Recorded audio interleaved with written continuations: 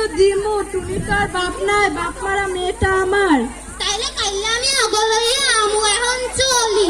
ও টুনির মা আরেকটা কথা, মাইয়া যদি পোলাগো পছন্দ হয় তাহলে লগে লগে বিয়া দিয়া দিমু। আচ্ছা, আপনার যা ভালো মনে হয়।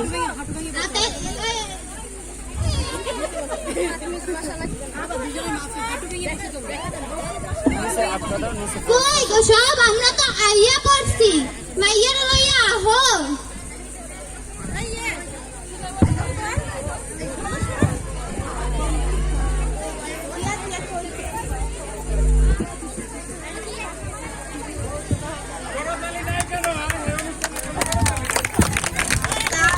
তোমার নাম কি? তুমি কোন ক্লাসে পড়ো? আমার নাম টুনি, আমি ক্লাস 8 এ পড়ি।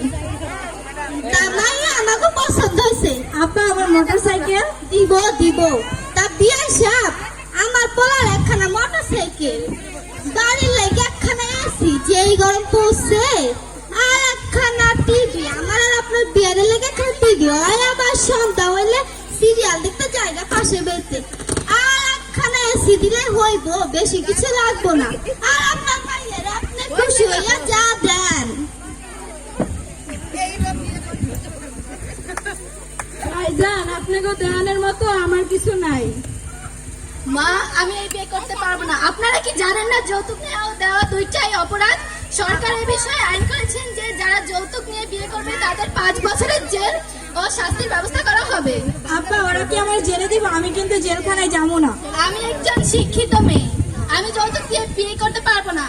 আপনারা যদি যৌতুক চান তাহলে আপনাদের পুলিশে দেওয়া হবে। আমি পালাই, অবস্থা সুবিধা লাগছে না।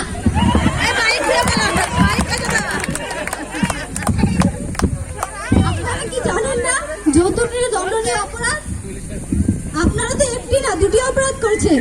একে তো বাল্যবিবাহ দিচ্ছেন, আপনারা যৌতুক নিচ্ছেন। এই অপরাধের জন্য আপনাকে গ্রেফতার করা হলো।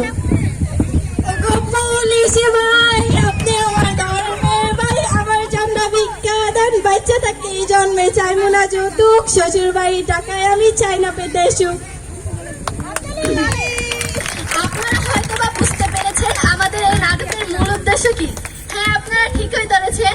আমাদের এখনকার সমাজে অনেকের যৌতুক নিয়ে তারপর বিয়ে করে, আবার অনেক মা বাবা তার মেয়েকে অল্প বয়সে বিয়ে দিয়ে দেয়। এই কারণে অনেক মেধাবী ছাত্রী অল্প বয়সে ঝরে পড়ছে। আসুন আমরা বাল্যবিবাহ রোধ করি এবং যৌতুক নেওয়া ও দেওয়া থেকে বিরত থাকি।